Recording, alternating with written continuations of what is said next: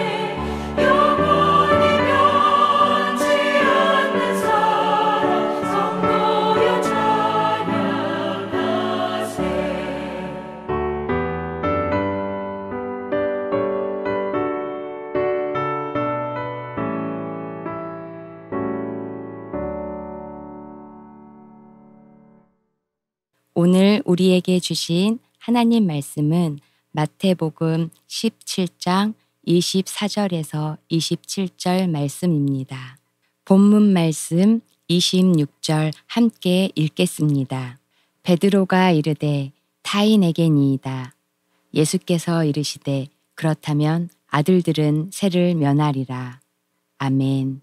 하나님의 말씀입니다. 하나님의 은혜 감사합니다.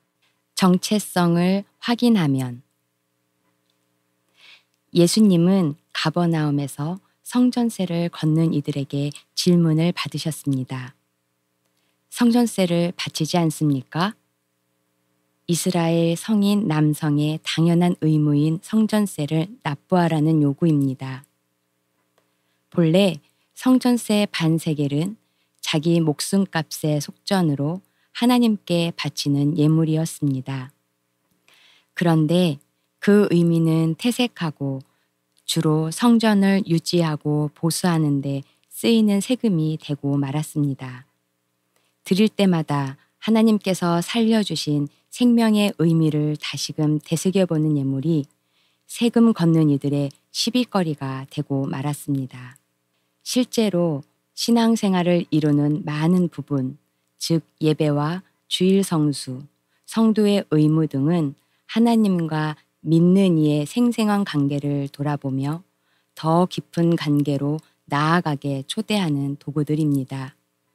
그러나 시간이 흐르면서 그 생생한 관계는 굳어진 습관과 형식으로 메말라버려 의미 없는 행위가 되거나 해치워야 할 일이 되기 쉽습니다. 이러한 현실에서 예수님은 베드로에게 한 걸음 더 들여다보자고 초대하십니다. 세상 임금의 자녀들이 세금에서 자유로운 것처럼 하나님의 자녀들 또한 성전세와 같은 의무와 형식에 얽매일 이유가 없다고 하십니다. 예수님은 세금 이야기를 통해 제자들의 진정한 정체성이 무엇인지 다시금 확인시켜 주셨습니다. 즉, 이미 자녀로 살아가는데 무슨 의무와 형식이 필요하겠는가 하신 것입니다. 자녀된 이가 해야 할 일은 오로지 사랑과 기쁨 안에서 생생한 관계를 누리는 것입니다. 그렇지 못하면 오히려 형식과 의무가 그의 삶을 옥죄거나 짓누르고 맙니다. 그러니 자녀로서 아버지와의 사랑의 관계를 누리는 것이 가장 우선입니다. 그렇게 자유로이 사랑하며 생생한 관계를 누릴 때 형식과 의무는 더 이상 짐이 되지 않습니다. 기꺼이 감당할 수도 있고 굳이 저들의 생각과 다르다며 부딪힐 일도 없습니다. 예수님의 말씀처럼 자연스레 저들의 비위를 건드릴 필요가 뭐 있겠는가 하게 됩니다. 신앙의 본질과 그리스도인으로서의 정체성을 제대로 간직하는 이는 예수님처럼 꼭 붙잡고 놓지 말아야 할 것과 놓아버려도 될 것을 바르게 구분할 수 있습니다.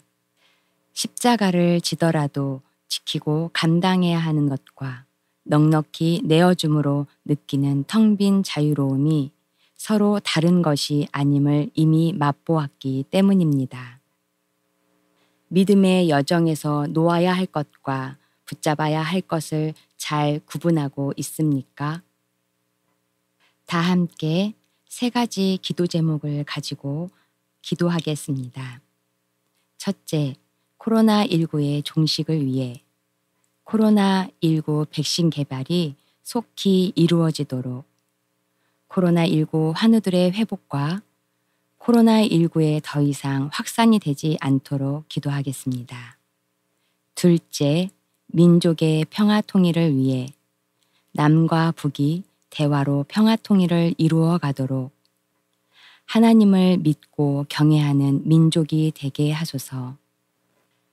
셋째, 해피 칸타타 생명 플러스 1111을 위해 우리가 먼저 주님의 말씀과 사랑으로 충만하기를 위해 모든 태신자들이 구원받아 믿음의 사람이 되기를 위해 함께 기도한 후 제가 마무리 기도하겠습니다.